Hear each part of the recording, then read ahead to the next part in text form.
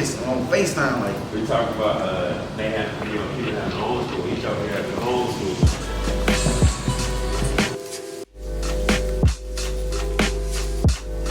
Said they got to call somebody who was selling drugs, so they done got the 15-year-old in the handcuffs and put the guns on the 80-year-olds. Okay, hey, my children can have something. My children can draw a blow. You know, my children can have a vehicle to leverage. Like, do you want greatness or not? Mm-hmm. Like, do you want greatness or not? Like, when you look at what we waste our time looking into and what we waste our knowledge on, we can rap every rap lyric there is out there.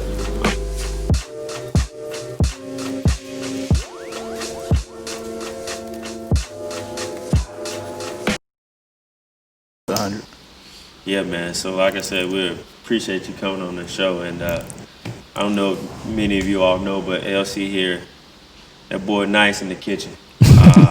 Little plug, you know, wanted to tell us more about kind of what you're doing right now. I want the people to understand, like, what are you doing in the community and what you're doing. What I do in the community is giving back. I grew up in the gangs, so coming up as a gang member, I thought shooting at my brother or shooting at somebody that was in the opposite color of me was me doing right. That was the lost mindset. I call it the miseducation of the black man. For me to not know what a gang really is, it was the love there, but it was the concept of everything what got everything twisted. We was built to protect our community, to oppress the oppressor. You know what I'm saying? Like, when they come in our community, we supposed to be there for our community. We supposed to have grocery stores. We supposed to have our own little village. That's what, like, we go all the way back since the Black Panther Party. So with me, with blood standing for brotherly love, override our oppression, destruction, I can't sit there and look at that my brother across town as my opposer right now. You know what I'm saying? So if I'm really riding for blood or doing for my community, I got to move it the way it was really built, instead of the misconcept of what people made it seem to be, and we just took it and ran with it. They called us animals, so we end up being animals. So I go back in my community and I teach them, yeah, I'm still blood. It's not what you do, it's how you do it. I'm in my community every day. I'm talking to kids. I've been Durham Eagles football coach for the 4, 5, 7-year-olds for 3 years now. I'm supposed to be the head coach, but an epidemic happened this year, but everything happened for a reason. We can't blame us. So I'm like, we going in the area community. My homeboy Chris invited me out. Chris Keeney, the coach at Neal Middle School. Yeah, shout out to Chris. Yeah, I appreciate him for letting me come out. And I told him, like, when I go out there and speak to the kids, I got to be 110 with them. Like, I can't be fake. And I'm not just speaking to the kids. I'm speaking to everybody in general, us as a whole. And I can't single nobody out because, like, I was a backslider. I still go in them same neighborhoods. You know what I'm saying? So I can't, just because my mindset somewhere different now, I can't still look over my brother or I remember above my brother like I'm better than him. Right. You talk a lot about going in the community and doing those things. And correct me if I'm wrong, but I heard like incident with Coach Kenny had to break up something with one of the cops or something like that. When recent? Yeah. No, it was before I was out there passing out flyers. I was on the other side before everybody got there. So when we switched the locations from this our second go around, so we done been in 5 neighborhoods, and then we going right back again. So this our first time going back around again. Yeah. So before we got out there, the kids was playing football. Like, the oldest kid was like 15, and he had some more little kids out there playing football. And when they police got out, they said they got to call somebody who was selling drugs. So they done got the 15-year-old in handcuffs and put the guns on the 8-year-olds. Like, 8-year-old? On the 8-year-old, like, put the guns on them, like, won't no grown people out there, nothing like that. So when we hear about it, and the kids out there playing with some of the police that we have out there, and the mama come like, you playing with the people that just put the gun in your face. So we didn't know nothing, and really it just happened. Wow. So when we heard that, we stopped what we was doing, and the mayor had just came out there. So we like, no, y'all need to express y'all feelings, because the mayor out here now.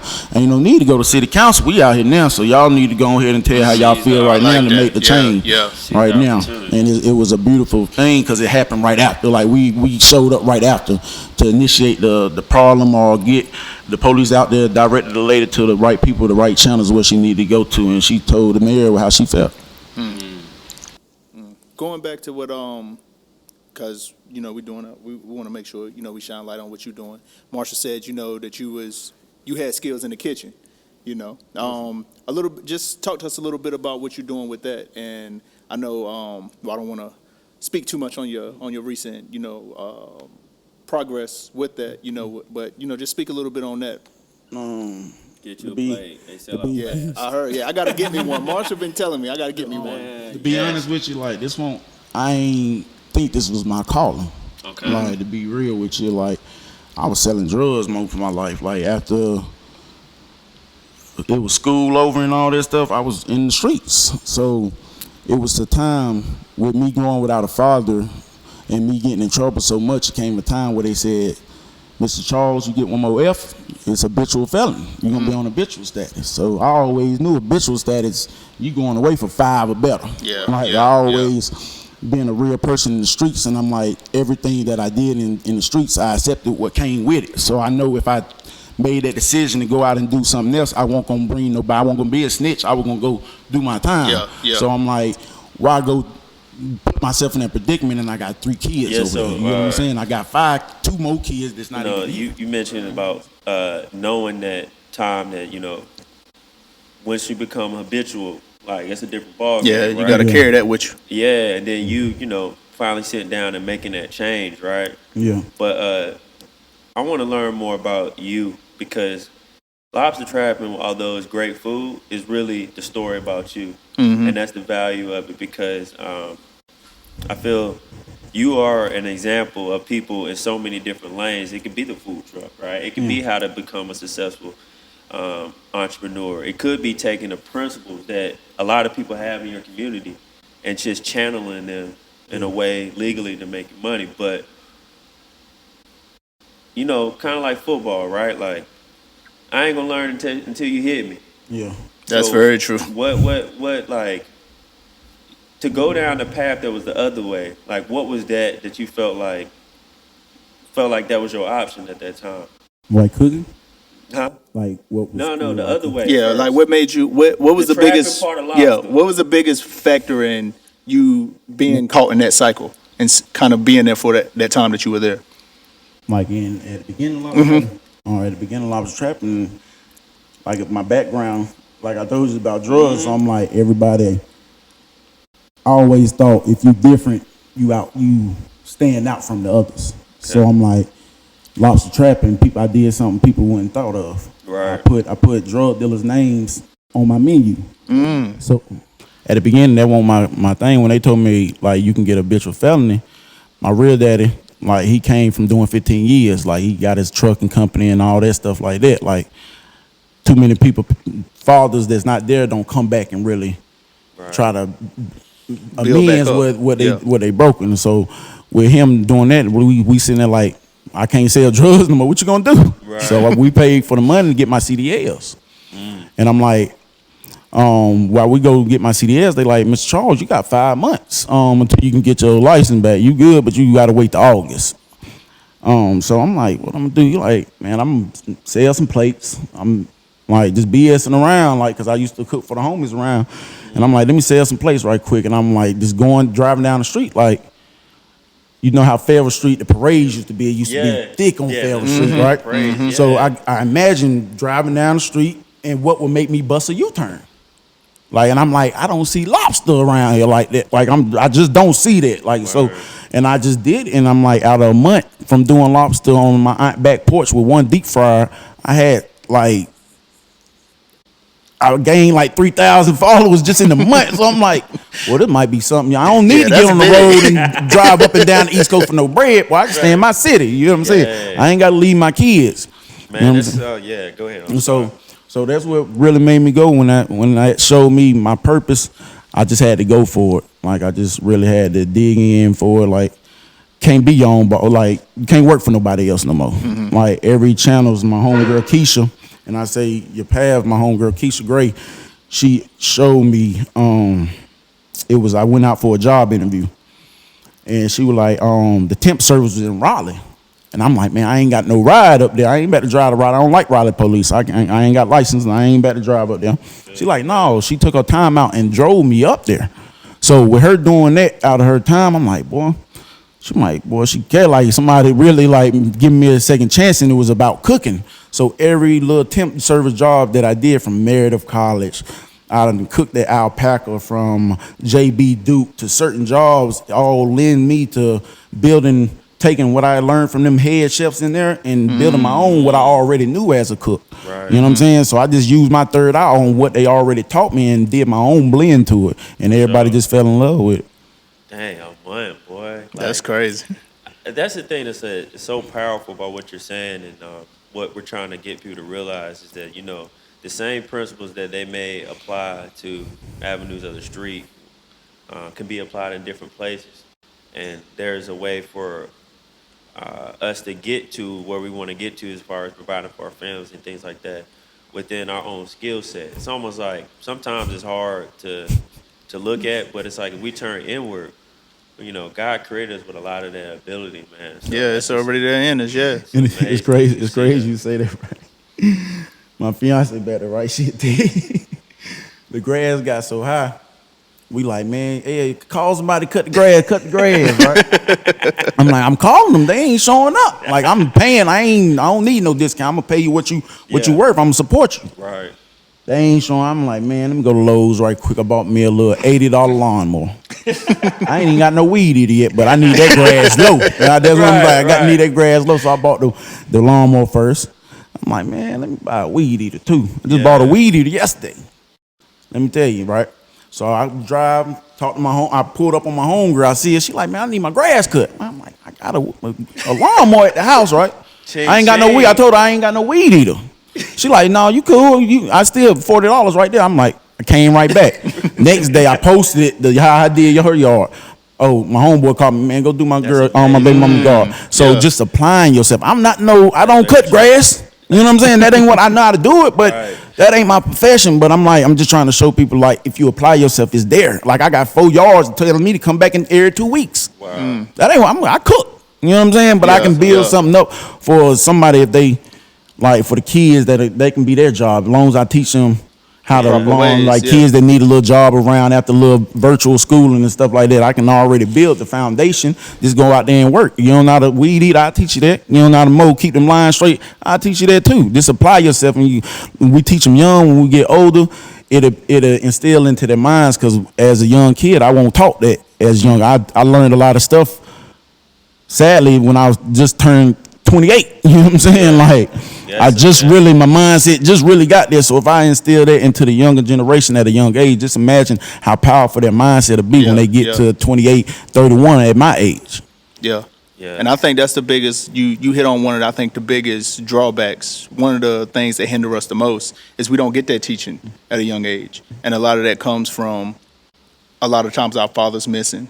We don't really get that man in our life to show us things of that sort for us to build. Like you said, if you showing me at a young age how to go into the lawn care business, when I get to 18, 19, I can go into looking over my own business at that point. I ain't got no boss. Exactly. I ain't got no boss, because now minimum wage ain't getting you nowhere. Exactly. You know what I'm saying? Yeah, man. Like, when you say, like, it's maybe I'm triggered, just to give people context when they see this. We're talking in the backdrop of Jacob Blake, fortunate brother out of Wisconsin, Kenosha, Wisconsin, was shot in the back 7 times. And Sad story. Then we see, like 24, 48 hours later, Kyle Rittenhouse. White young man, drove from out of town with AR-15, kills 2 people at a rally.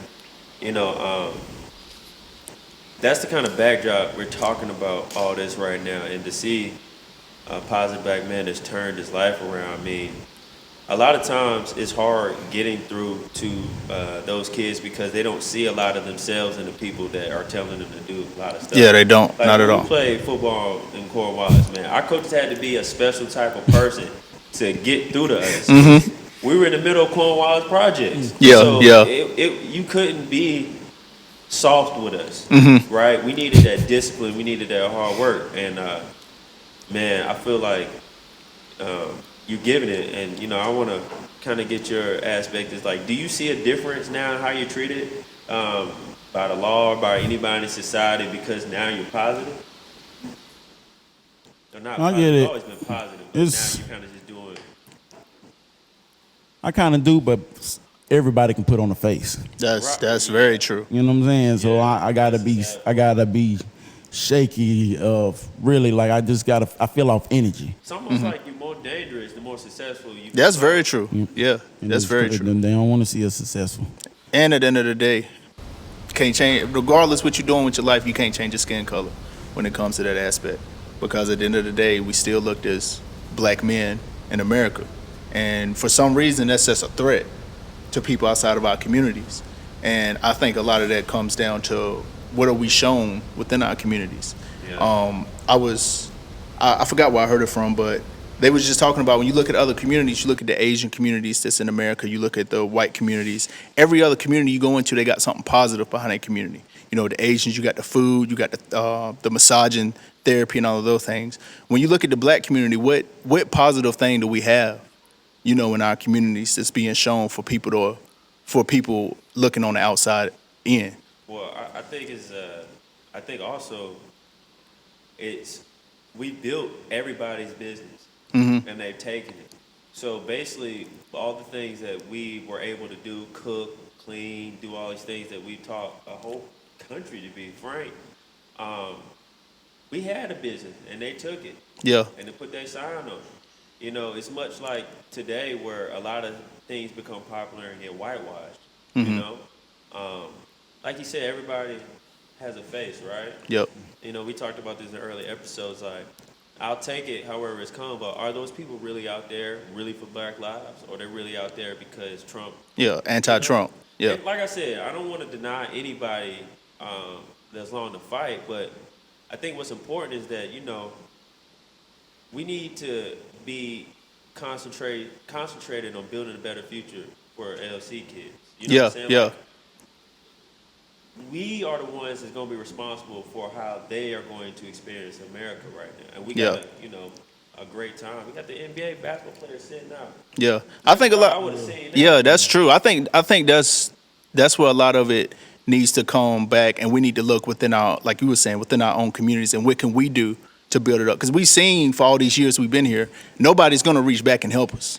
Ooh, see, I wanted to ask you that. Nobody's reaching back to help us, you know. The hood responsibility, right? So, you know, there's a lot of us talking and saying, you know, man, the white man this, the white man that, the white man this, and our women that.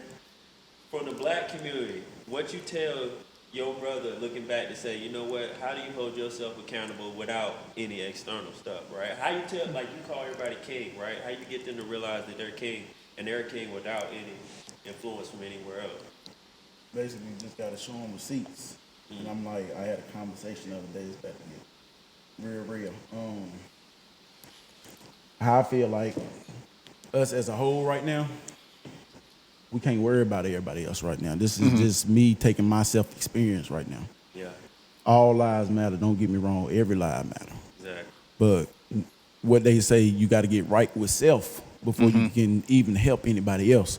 So with me getting right with self, being able to help my kids or really get back and propose to my fiance, get my mind right, get right with self, see stuff that I never seen before, help people and stuff like that. Like I really had to step back and really make a decision on what was really important in life after getting myself right, after becoming one with self and getting the vision that was supposed to come from me, because my mind was clear at the time. So us as a whole, it's the same thing with individuality. You know what I'm saying? Like you got to get right with self first, then we got to worry about everybody else. We can't worry about everybody else right now. Once we get us right as a whole, then we can go out there and lend a hand with everybody else. Everybody that want to help us, they can help us from the sidelines right now. But if you don't know what it's like to be us right now, we need our own brother, our own sister to be able to tell us, to lift us up, and we have lost that. And we need to find it soon, or we gonna be lost forever. Us speaking as black men, and you coming, you know, your background of what you explained us earlier. What do you think is the first step in a black man when it comes to that individually growing within yourself? When you step back and it's the question, what in life gonna hit you to make you look at life as in a different angle? That's big. That was the habitual felon that hit me. Me, what really opened my eyes. Yeah, I had lobster trapping for 2 years and stuff like that, but I was still questioning why my business ain't go to the peak. You know what I'm saying? So when I'm questioning that and I'm coming one with self, he showed me like you can't, like, do you want greatness or not? Mm-hmm. Like he told me, do you want greatness or not? You on mediocre level, your mindset over here. I got it for you. You question it, I got it for you. But do you really want it? Mm-hmm. Do you really want it? And us as a man, do you really want change for your kids? Do you really? We selfish as human beings. That's true. We just selfish. And back in the day, they used to say, "Oh, when you have a child, it's not about you no more." Mm-hmm. Right. We lost that concept about everything, and now it's not about our kids no more. Because at one point, I had to sit back and look at what I was doing wrong with my kids. Then I had to step back and Lawrence. With real Lawrence, please stand up. Like, you know what I'm saying? You got to ask yourself that. Will you please stand up? Right. Are you really pushing how you moving in this community? Are you really going about things, how you really talking to these kids at this football camp? If you're not, you need to step back and get yourself right, because you can't present fraudulent. And you know what I'm saying? Like them people back in the day when we was out there doing charities, AAU basketball, we were doing charities, asking people for money, and I ain't never played on a basketball team. Exactly. You know what I'm saying? That was the fakeness in it. You know what I'm saying? I never wanted to be that person. And us as a men, we got to step back and be real about stuff. We worried about the Jordans. We worried about the bling bling. We worried about the wrong perception right now of life. And it's way bigger than that. If you like that, that's going to come with it. Once you get yourself right and really stand up as a man and really do what's right for yours. But until the end, you ain't a man. And like I told you, too, I just became a real man in 28. Yeah. You know what I'm saying? Like, and I had money, I had cars and stuff like that. I drove rentals. I just really became a man at 28, but I had to realize that for myself. I think that's a good point, because I think what you said about like the cars, the jewelry and things, I think that's what hinders a lot of us black men, because we're so focused on that side of life. We're so focused on what can I do to get a BMW? What can I do to get a Mercedes? What can I do to do this? And I think that's what makes us rush to wanting to find money, which leads us into doing illegal activities, which leads us, we find it, like you said, we finding value in the wrong things. And I think it's important, like you said, we need to step back. What are we really standing on at the end of the day? Because that can only take you but so far. Because that's gonna run out at the end of the day. Oh yeah, that can only take you but so far. What is your purpose in life? That's what you say when you leave out. And I've been to so many funerals coming up, and they say that my friends or anybody like that died in the streets, all they can say is Durham public schools. That's all. You know what I'm saying? Like, they didn't live. You know what I'm saying? Like, they didn't live. They didn't have a purpose. So when you leave here, what is your purpose in life? Do you really? What is you gonna leave here? Yeah. And I'm like, my legacy. My name used to be Life's Legacy. That's crazy, because my Facebook name used to be Life's Legacy. And the way I look at things now, they came to a Facebook thing where they were like, I gotta take my ID and really show them something to be able to show them that's my real name or something. Like, I ain't doing my name like that. No, like I turned it to Benjamin Franklin. You know what I'm saying? Like, that's a real name. That's Ben is a real name. Yeah. So let me turn to that. But like, as I look at it now, like as I look at Life's Legacy, I want ready to present that name, ready to walk in that name, because as you look at it, that really is a catchy phrase, Life's Legacy. You know what I'm saying? Is you really living what life is really supposed to be about? Your legacy is really going to be how to walk the trail of life. You know what I'm saying? Like, that's what Life's Legacy is about. And I'm like, I want at that mindset to really be able to call myself Life's Legacy. Yeah, it was a catchy phrase, but it looked good. Like I said, that jewelry and the shoes looked good. It was a catchy phrase, but I had to really get myself right. Now I can call myself Life's Legacy because I'm moving how I'm supposed to move. Let me ask you a question. How old is your son? My son's 7. Have you had the police talk with him yet? I be around him. I talk to him, and I try to open. I sit down and show them visuals on YouTubes, and like I show them stuff. Like, even when the riots was going on, I'm sitting in the front room with them. Like, y'all just don't know, it's people out there breaking in people's stuff right now. Like, it's people breaking in, burning cars right now, and we sitting at the house like this. I'm protecting y'all right now. I'm being daddy right now. Somebody come here, I gotta protect y'all. You know what I'm saying? So they didn't even know. They like, what, daddy? So I'm showing them and like, even when I show them that, like when I show them where I stayed at, they don't even, daddy, you stayed in these parts? Like, they never seen that part of life. So when I show them that, and I'm like, as them being 7, I got to. I can't hold nothing back from them, because when I hold, that's when kids go wander and try to figure out what life is about. That's when very you keep true. everything away from them. That's very true. For me, I look at it, that's the danger in today's world and current society, is that unfortunately, black is considered dangerous no matter how old. Like you said, you know, pulling guns out on 8-year-olds. You know, those are the things that unfortunately black parents are having to deal with and having to, in light of today's times, having to break down to their children. And I have no kids, only little pet dogs, but I just feel like it would be hard for me to have a conversation to tell my son at this age, like, okay, hey, you may know the police as, you know, what's supposed to be protected by society and all those things, but you also have to be cognizant that they also may be an enemy at a certain moment in time. And that's crazy because it's an enemy that could provoke you without you provoking them. Yeah. Right? And so navigating that is kind of crazy these days, man. Like, It really is, because we hiding it from our kids. So I'm like, right now, like, we was always taught not to teach our kids certain things, or our parents not to teach us certain things. But to be honest with you, they was teaching their kids that the whole time. They was preparing their kids for life. You know what I'm saying? That's why when we get to a certain age, we not prepared for life. But they is, because they prepared them for that. You know what I'm saying? Like, it just keep us in mentally bondage. Yeah. You know what I'm saying? So if you teach your kid that at a young age, you know what I'm saying, you can't hold no holds barred. Like I said, I told somebody when I was speaking, I said I got an 8-year-old kid on my football team. Lost his mama early this year. He lost his father when he was 5 years old. wow. The same day his sister lost his mother, she lost her father the next day.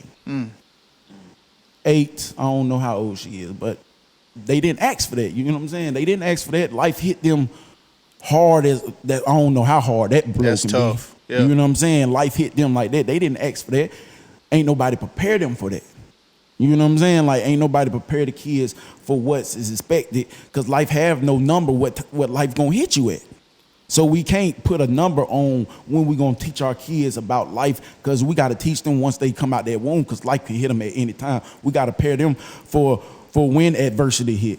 We always gotta prepare them for that mentally challenged, no matter the age. We can't wait till they 14, 11. Like I told my daughter now, she's 11. Our daddy got Lobstertrappn right now. I'm building a brand for you. When you 14, yeah, daddy worked for the Icy Carter McDonald's at 14. No, you gonna work for your daddy. It ain't really working for your daddy. You learning your business. By the time you graduate, you got a Lobstertrappn that you done learn from That's the back what of your world is hand. saying with the other communities. I mean, We don't have enough of that in our communities, and I think that's sad.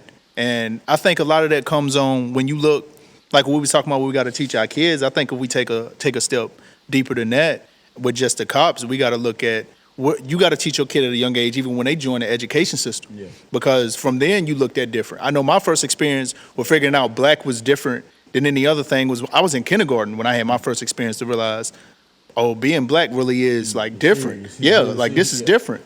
And I think that's what, like you were saying, a lot of parents, they try to, and I get it, because we don't want our kids to feel Yeah. like they're less wanna break than that others. in. Yeah, we don't want to break that, but I feel like it's important for us to teach that at young ages.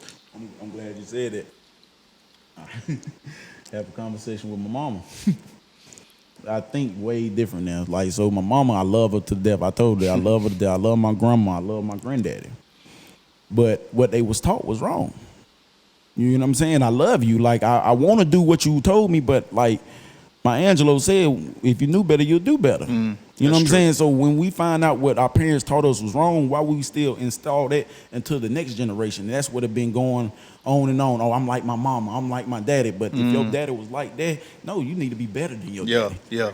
You know what I'm saying? And it goes down. That's with me. I had family members. Oh, you just gonna be like your father. You just gonna be like, I don't even know that man at the time. And that's my mind. I don't know him. You telling me something?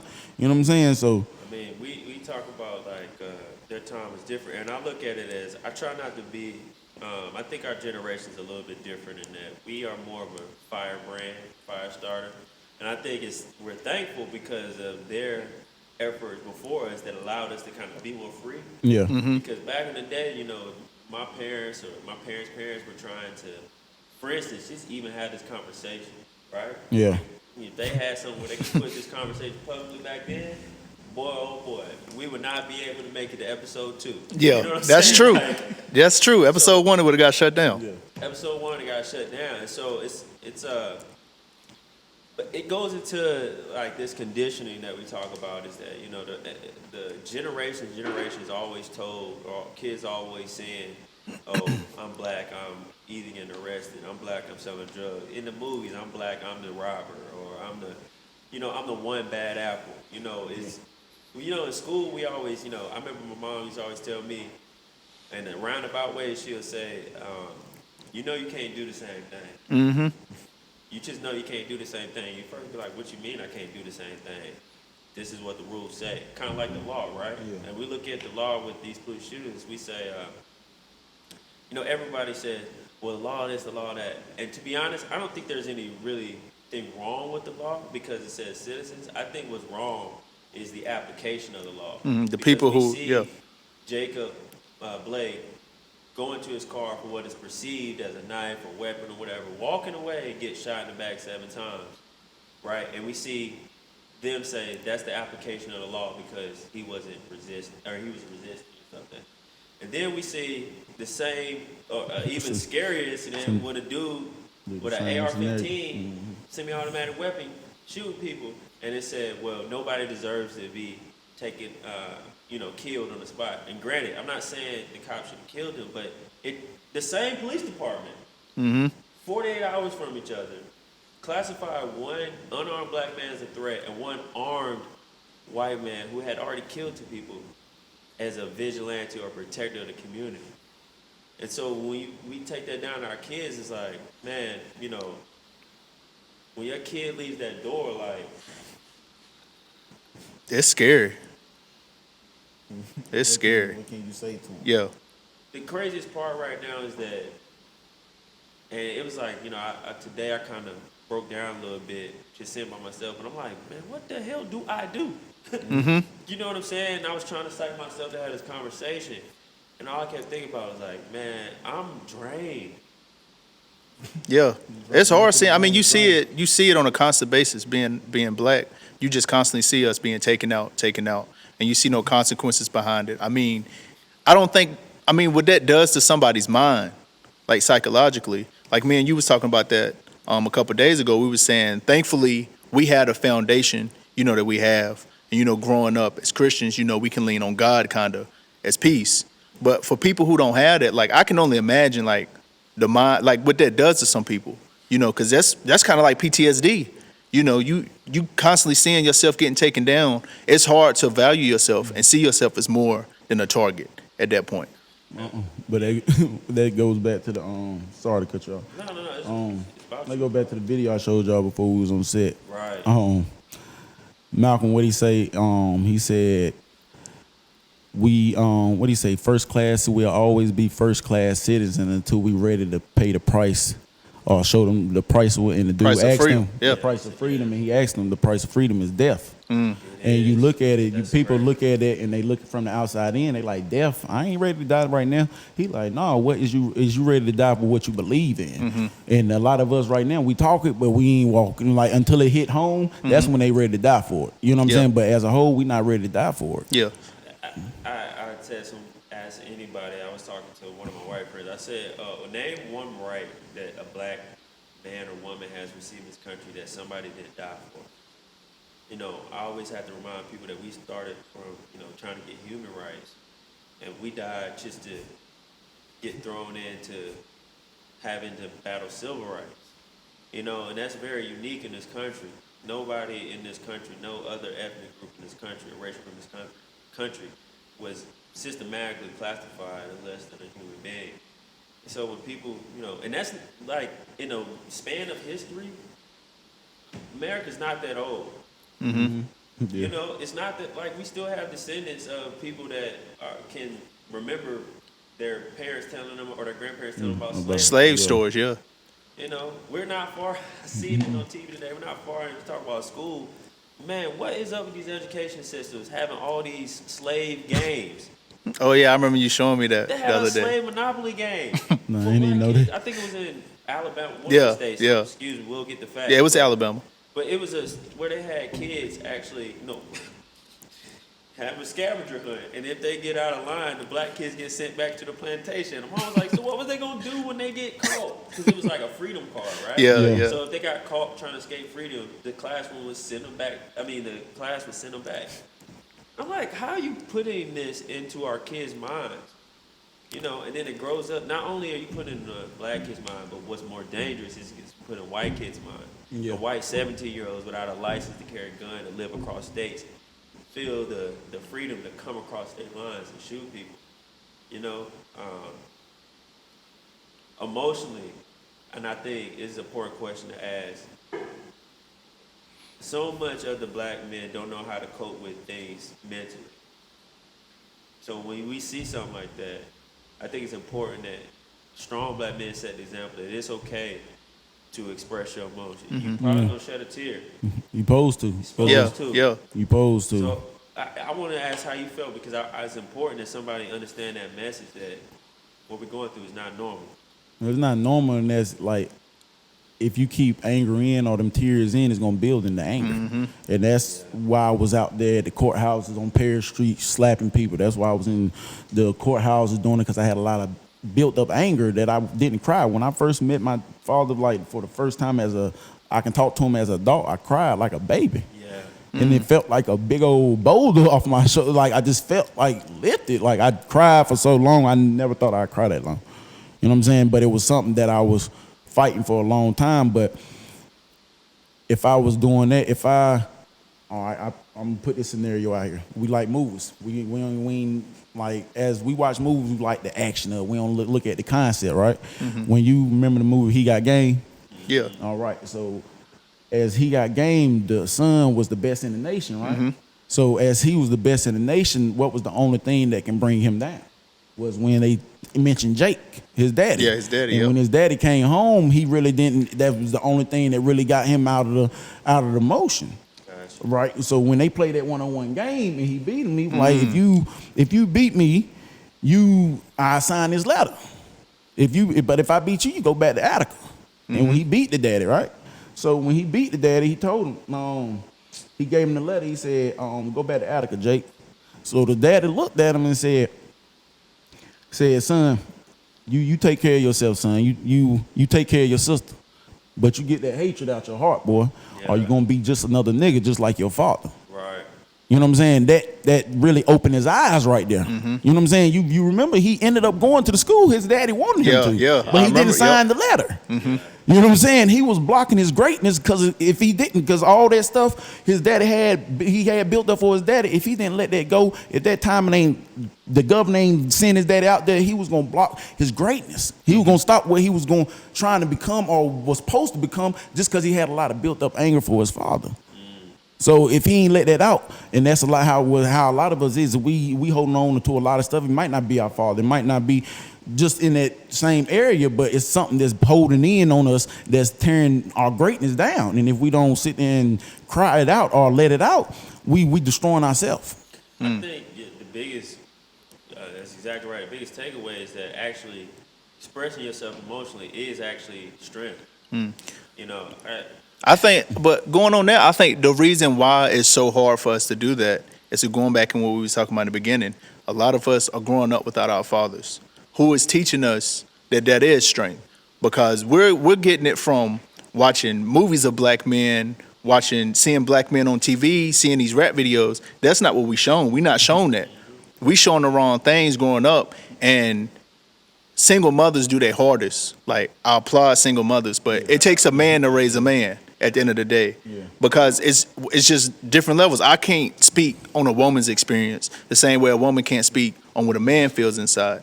And I think that's what really hinders us as men growing up. We don't have our fathers here, and the only people we can lean on is, like you said, you joined the Bloods because that was that family feeling. You had them out there, and it goes back on what you were saying. What is your reasoning for the gangbanging? And a lot of these kids aren't doing what it was originally generated for. Because it was, like you said, we're supposed to be building up our communities. But a lot of what's going on in the black communities, we're tearing each other down because we're holding each other back from progressing. And I think, like you were saying, that goes back to we need to understand what being a man is. It's hard because of we don't have, like you were saying, the father to teach us. Generational curse. Yep. Of man, if I grew up without my father, why would I take them through the same thing? Exactly. And I think that's the sad part is when we look at that and we see the OGs. The older OGs are starting to fade away anyway. And we look generation to generation, fathers are becoming younger and younger. We was talking about this yesterday. We got children raising children these days. How can a child tell another child what a man is? Yeah. You know, that'll be like your son, for instance, being raised by a 16, 17-year-old. What he gonna tell him? Opposed to you being 28, and as always, it take all of us a long time to learn it all. Yeah. But you learned it, so you're able to actually put that positive imagery in his mind to help him grow. Yeah, I look at the tragic part of it I see is that, when we talk about oppression, we're talking about like a group systematically trying to suppress another group, and then within that group trying to get that group to look down within the people inside their group.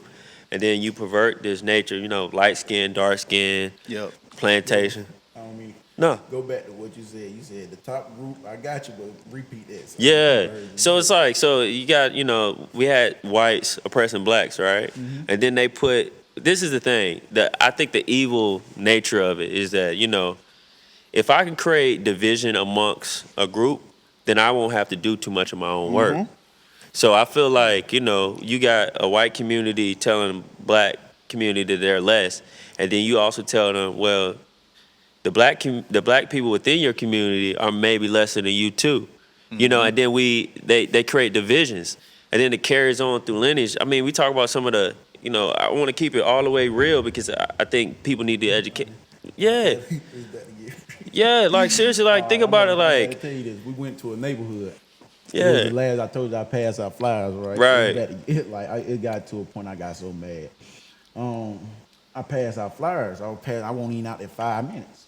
So I see the housing lady and another dude walking with him. So I'm like, man, that lady look familiar from like she was a housing lady in Cornwallis when I was there. I'm like, your name such and such. She like, she corrected me, but it was her though. Yeah. I'm like, yeah, how you doing? I'm passing these. I don't know nothing about that. I'm the housing lady out here. I don't know nothing about that. So I'm like, no, we done had the whole city out here. Like the city, like we've been doing, like people know what we got going on. I ain't heard nothing about it. So I called my homeboy Chris, like, what's she talking about? I'm on speakerphone. She like, he like, yeah, I called you twice, but you never picked up the phone. Like you never called me back. Whatnot. So when I talk to them, hang up, they get the number for them and stuff like that. Like, yeah, so I'm like, can I still pass out these flyers? They like, yeah, but we got to make sure we orchestrate everything and stuff like that. So I'm like, 12:30. Well, we better start at 4. Well, you got a lot of orchestrating. Yeah. Like that's how I'm thinking in my head. You got a lot of stuff to be doing right now. So, all right. So I get back in there. When it hit my head, I called Chrissy like, man, yeah, it's a lot of the only neighborhood. It was only one neighborhood that really didn't want us out there. Like we ain't asked for nothing from them or nothing like that. So I'm sitting right there thinking, and I called my mom. It had me so mad, tears came in my eyes. So I'm like, boy, these people is really like she in my face is. I'm about to go back like to say something to her, but I'm holding my. I had to call my mom to really calm me down.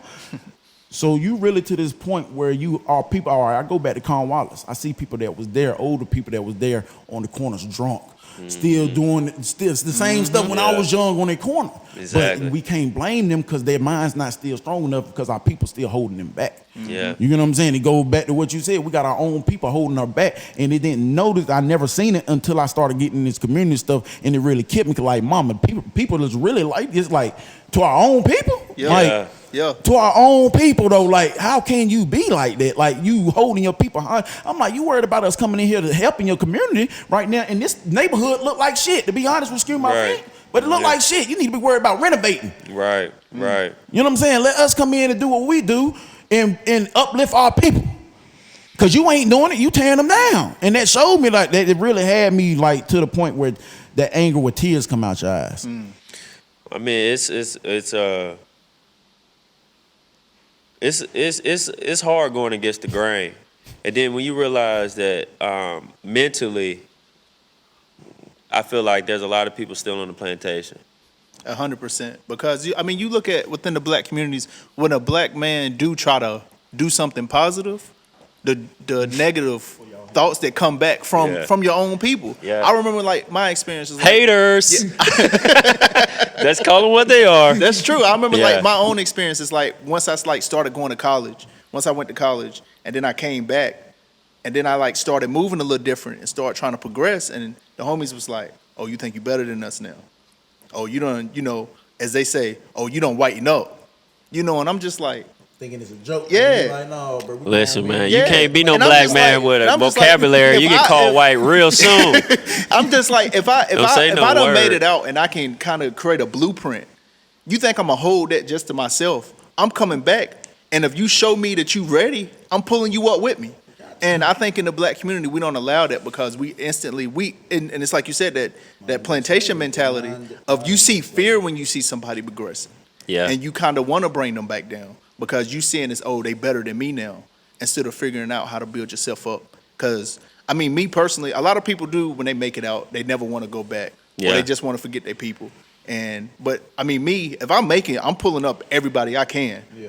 Because I'm tired of seeing us as brothers, black men, black women, constantly going through the same cycle day by day. And And I think nobody's coming back to change it keeps all of us safer when we have economic wealth and prosperity within our community. Mm-hmm. And we need to learn that the power of, like, spending. We got GDP money yeah. within the, Yeah. yeah. While we on topic, it's funny, right? I've been doing these speakings, right? And I told them I'm straight raw, which I'm. That's why we brought you on the show. I gotta be straight raw. If I leave here and not say, like, if I be fraudulent the whole way, it's gonna hurt me when I walk out there. The same way, You know what I'm yeah. saying? So I'm like, when I speak or I go to have a conversation with somebody that wouldn't think my mind and be where it at right now, they be like, boy, Ed, you can't say that. Like, listen to me. Modern day slavery. Say, boy, you can't talk like that, L.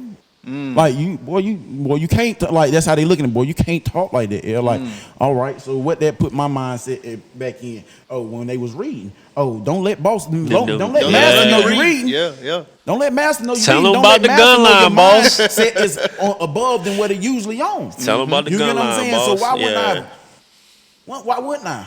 Yeah. My mindset is here.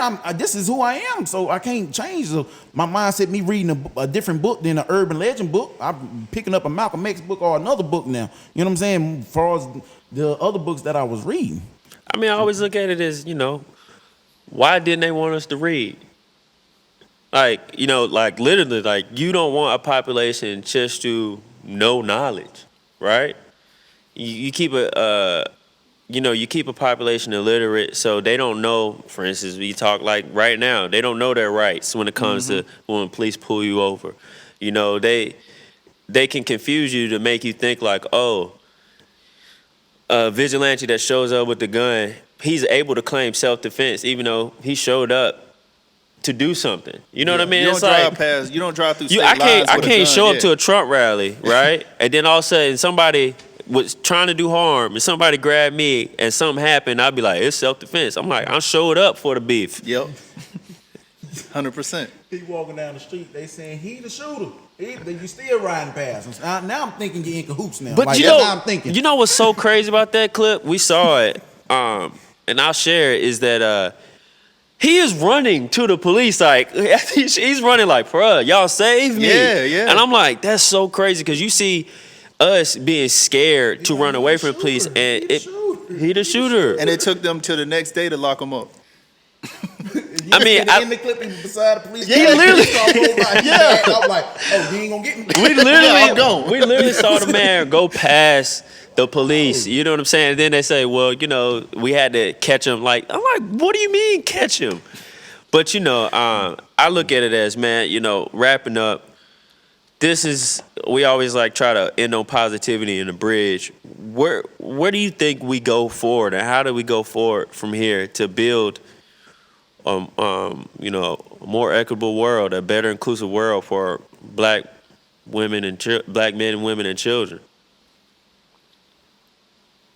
All right, they said the definition of insanity doing the same thing over and over, expecting different results. That's what they say. We've been doing this since Tupac was telling us, since Malcolm X was telling us, and all that stuff like that. It's time to go back to the drawing board and do something different. We can't keep doing the same thing. Your mindset got to be strategic at this moment. I think the key is exactly what you're modeling is economic prosperity. I think what people see as a business that makes money is really a legacy, right? Is to be able to, okay, hey, my children can have something. My children can draw wealth. You know, my children can have a vehicle to leverage in order to do what they want to do and be in societies that they want to be in. But when we don't have those type of things or those things passed down there, we're forced to go get it from the oppressor or somebody that doesn't really want to give it to us. And I think within the black community, I think one of our biggest things is we need to start focusing on positivity. Yeah. Like when you look at what we waste our time looking into and what we waste our knowledge on, we can rap every rap lyric there is out there. I don't care what people think. I'm calling our OnlyFans right now. we can do all of that, but like what positive sources are we pulling from? Yeah. Like let's stop. And I get it, entertainment, we need it. It's a way for us to kind of relax at the end of the day. But we need to start pulling more of when it comes to knowledge that we're gonna do action. We need to start pulling more from positive role models. Yeah. We need to start leaning more on the Barack Obamas when it come to that. We need to start leaning more on the Martin Luther Kings when it come to that. For the women, they need to start leaning more on the Michelle Obamas, the Rosa Parks, like learning a little bit the Angela Davis. It's like learn that mindset instead of focusing on, I'm gonna be it's city girl, it's the summertime, I'm be a city girl, like it's hot girl summer. You know, we need to stop focusing on all of that and start focusing on positivity. It did get hot. Yeah. and I think that's right. that's ammunition that the oppressors have on us. Yeah. Because we're so stuck in that mindset. And we're not trying, and we're stuck in it, and it's normal to us. Like that's what black life is to us. Instead of focusing on the black positivity, like you was when you first brought me to this building, nobody knows about the history behind this building. And if black people start to see more of the positive light, the history behind of what we have done for this country, I feel like it'll change a lot. Yeah, go ahead. You said that they know what we own, right? So how was it with the protesting on the news and all that stuff right there, right? So they opened stuff back up. They got you in line waiting on Jordans now. Mm-hmm. They taking your mindset off things. They ain't even showing it on the news, but it's still happening. Mm-hmm. Oh yeah. You know what I'm saying? We got a black bachelor. Durham, you know what I'm saying? So Give us just crumbs. because it's not in Durham, people's mindset go different now. Yep. Yeah. So now when it happened again, they act like it's another. No, people still. These are not isolated events. Just because y'all have there's people across. You know what I'm saying? So that's the thing. Like we still keep temporary minded. Mm-hmm. Yeah, that's very true. Like we own something. Like we got that drive when everybody's a go when it's all lit, right? But when it's time for everything not going our way, we forget about it. We going like we giving up. We strong, you know for what I'm saying? like, but it's time to keep pushing. It's time to keep pushing. But no matter what. that's what they're banking on. They're banking on us to get tired and banking on us to stop. They're banking on us to say, okay, hey, we gave them the Black Bachelor. We made some black representations, a couple shows. We gave them a little crumbs. They're waiting on us to really settle for our freedom. Yep. And I urge everybody to continue to fight. This is my way of being that part. I'm too old. I ain't gonna be out there on the street doing all that because I know my temper. Like I feel like I'm gonna get shot because if somebody hit me with a baton, bro, I don't care what uniform. Like this is not gonna go well for me, you know. But I think like I look at the gifts that God has given all of us, which is the power of a microphone, the power of a camera, the power of an audience, the power of people that want to be included in this conversation. It's so beautiful. Like we got hyped when you brought your family in because we knew the impact that would make for them to see their father actually talking about building a better future. So we talk about those examples. He may not really know anything about his conversation, but it's memorialized. You can always go back and say, you know what? I was on that tip. He said that my daddy gonna be on TV. Right. My daddy gonna be on TV. That's what I'm saying, man. But I would like to say, man, first and foremost, thank you so much. I appreciate y'all for coming out, man. We need more people out like we this. do. You know, kind of background history. LC has been along with this project, brother, from the beginning. We did a previous taping, and I just remember I asked him like, "What's the one word that would describe you?" Remember that was? What was Lying. that? Lying. Lying. Why was that lying? It was lying because no matter what, you always got that fight.